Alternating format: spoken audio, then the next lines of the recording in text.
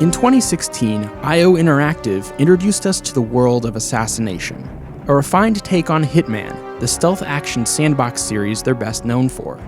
Pitched as an episodic game with multiple seasons, Hitman 2016 underperformed, and publisher Square Enix decided to cut Hitman and IO loose. A second game was no guarantee, much less a third, but here we are with Hitman 3. Through business model changes and publisher changes, IO persevered. They stayed true to their vision and completed what became an incredible trilogy of stealth action puzzle games. All three games feel of a piece, both in story and game design. In a way, it can be viewed as one unified game in 3 volumes. They're similar enough that they can now be bound up in one package, allowing you to play the contents of the whole trilogy back to back to back. It realizes, in a roundabout way, the original pitch of multiple seasons. It's rare to get a series of 3 games in a row that feel this harmonious. Hitman 3 is remarkable not for radical reinvention or addition, but for maintaining a surprisingly consistent level of high quality, for finishing strong.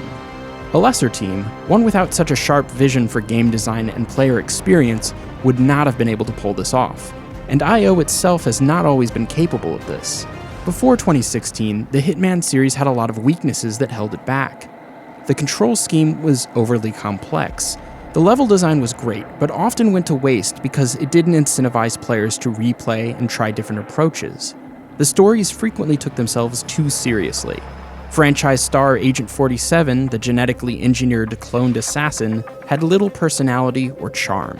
Hitman Absolution, the game directly preceding the World of Assassination trilogy, was widely derided by fans as the series' low point. Although it brought some new ideas to the franchise, it missed the mark in all the ways that mattered most. Its segmented linear levels lost much of what made the series special. Its narrative, in addition to being frequently ugly and tasteless, often got in the way of creative play. The Hitman reboot took all of the weak elements and fixed them, or else twisted them into strengths. The controls were streamlined. Players were given incentives to replay levels and discover the depth of their design. And, like the 2016 Doom reboot, the new Hitman leaned into the inherent absurdity and humor that had always been present in the series. At the same time, they began weaving an overall story that walked a tightrope between sincerity and absurdity. Hitman 2016, backed by the funding of a AAA publisher, is probably the least compromised of the 3 World of Assassination games. It's a collection of strong levels with a bunch of lavishly rendered cutscenes stringing them together and planting the idea of a larger story.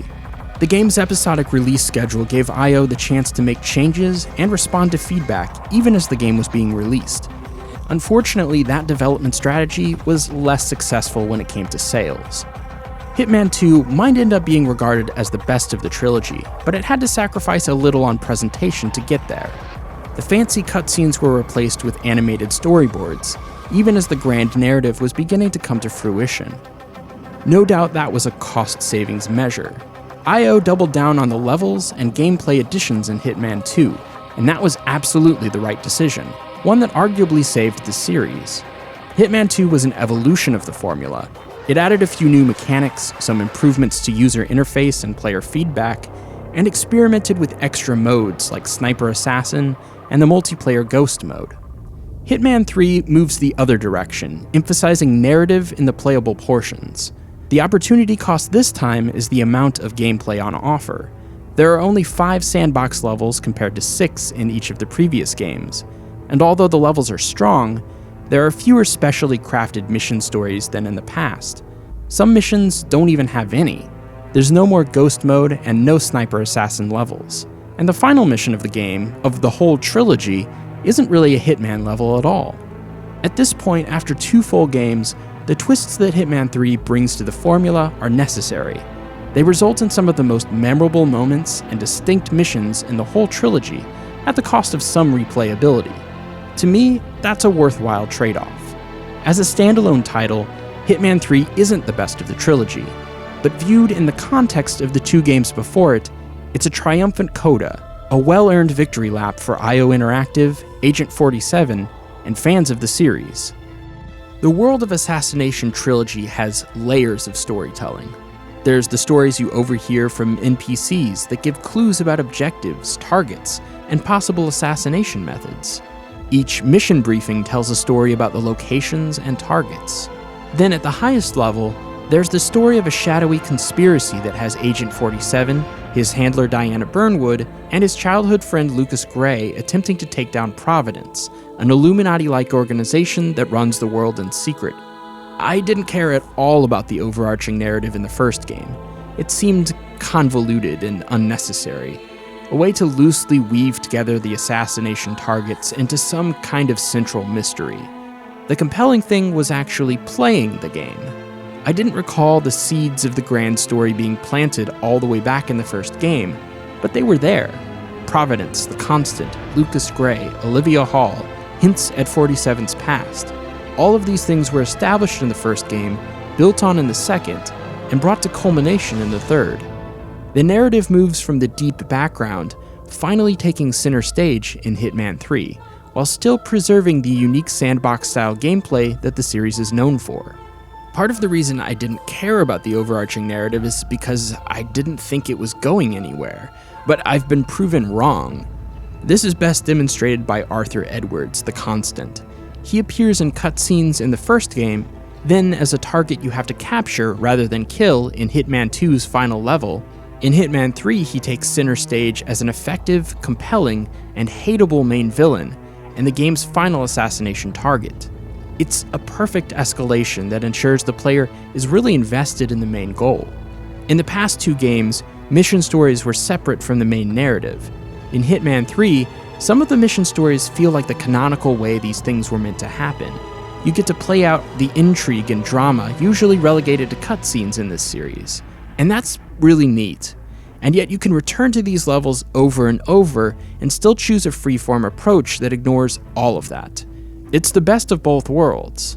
The targets of every mission have some direct connection to the main plot, and unlike the previous two games, I understood and cared about what was happening beyond the gameplay. Hitman 3 is the first time I've ever raced through a Hitman game not just to see the location and mission variety, but to see the story to its end. When I began the game, the terrific intro got me really excited to see what it had in store. But as I played the opening Dubai mission, amazing set design notwithstanding, it felt a little too familiar. I've played a lot of Hitman at this point. The mechanics and techniques are very well worn for me. It made me realize that maybe I didn't want Hitman 3 to be just another straightforward collection of sandbox levels. And it isn't. It's different enough in construction and tone to bring something unique to the trilogy without betraying what makes it great. I divide the levels of Hitman 3 into two categories: good Hitman levels and levels that work better as part of the story. I put Dubai, Berlin, and Mendoza into the former camp, with Dartmoor, Chongqing, and the Carpathian Mountains in the latter. A good Hitman level should be flexible and replayable, with lots of different solutions and possibilities facilitated by creative level design. Dubai's straightforwardness makes it a good introduction or reintroduction to Hitman. Most of the other levels have some kind of major twist, whether of setting, target, or mission parameters. Dubai is kind of like a training mission without the explicit tutorializing. It reestablishes the baseline Hitman experience that the rest of the levels will play with. Dartmoor is the most gimmick-driven level. Themed as an Agatha Christie-style murder mystery, you can take the guise of a London detective and actually solve the case as a mission story. It's a neat change of pace, but so much of the level is oriented around the unique mechanics of the detective story that it feels a bit less open-ended than a good Hitman level should. There's only one target, which really limits the possibility space, although some of the assassination methods are the most darkly hilarious in the whole game. Berlin is a big tonal shift in the story, and it's the game's biggest mechanical twist as well. It flips the script on the usual Hitman setup. Now 47 is the target of other assassins. You're being hunted even as you're hunting them. With Diana gone and Lucas Gray dead, there are no familiar voices on the radio lending you support. You feel isolated and vulnerable, which is an unusual position for 47. You can't see who your targets are until you get close enough to observe them. Worse, all the targets will recognize 47, even in disguise. It's easy to get spotted. It's easy for things to descend into shootouts. Hiding in crowds has been a mechanic in Hitman for a long time, but never has it felt as useful as it is in Berlin. You have to kill 5 out of 11 enemy agents. That makes for a wonderfully flexible and improvisational experience, a nice contrast to the highly planned methods for killing some targets. On repeat playthroughs, the targets are highlighted as normal, so you can take any approach you like. There is so much replay value in Berlin. It's one of the best maps in the entire franchise. Chongqing might have been a great Hitman level, but it's got some issues holding it back. The problem is that it feels like 2 small levels that are loosely connected, and neither space feels as big or as interesting as it should. The highlight of this mission is invading a facility belonging to 47 and Diana's former employer, the ICA. Your mission is to take down the organization by leaking their information online. There's a sense of finality and culmination to the whole game. As I approached the ending, I kept wondering how far IO would take the story. The ICA has been around for the whole run of Hitman games. References to almost all of them are seen in the sequence where you access the data core. Bringing down the ICA greatly contributes to that era finality and raises the stakes on the entire narrative. Mendoza is a more classical Hitman level, but it does the best job of storytelling during gameplay, while also functioning as a highly replayable, open-ended Hitman experience. As the last proper sandbox level, it's the swan song of the trilogy. Both Diana and one of the targets, Don Yates, are vying to become the next head of Providence. Yates is plotting to assassinate Diana, while 47 and Diana team up to take him down first. Although Diana is not in immediate danger, the threat on her life raises the stakes of the mission in a unique way. It's also a fun dynamic having her be present in the level. It's possible for her to witness and help 47's assassinations in a more direct way. The mission story where Diana stabs Yates and dances with 47 feels like the way it's meant to be played, the canonical version of events. But the map's variety and layout, not to mention its gorgeous sun-bathed visuals, make it excellent for replaying as well. The final level in the Carpathian Mountains is a separator of players. The things that make it a fantastic conclusion also make it a bad Hitman level. It takes place on a train. You make your way from the back to the front. That's the mission. It could hardly be more linear. Hitman is a very open-ended game, but it encourages you to play within certain parameters. Only kill targets. Try to use stealth as much as possible. Usually a firefight in Hitman means something has gone wrong. The twist in this final level is that it plays as a traditional shooter. Its safety's off, its guns out. It says, don't worry about killing non-targets, everyone here is a bad guy. Take them all out if you want. And that's such a freeing and cathartic way to wrap up. In the end, Agent 47 is free from his programming, free from the people who used him, free to determine his own destiny. Instead of hanging it up forever, he decides to go back to work as an assassin on his terms. For this story, for this franchise, it's a great ending, and I wonder if it carries deeper meaning for the people who wrote it. The ultimate victory is freedom to self-determination. Do something different, or keep doing what you've been doing, but make sure it's your conscious choice. Over the course of the trilogy, IO Interactive also obtained their freedom and found hard-fought success. Now an independent studio, they determine their own fate. Although this is the end of the current Hitman trilogy, they've already stated their intention to return to the franchise in the future.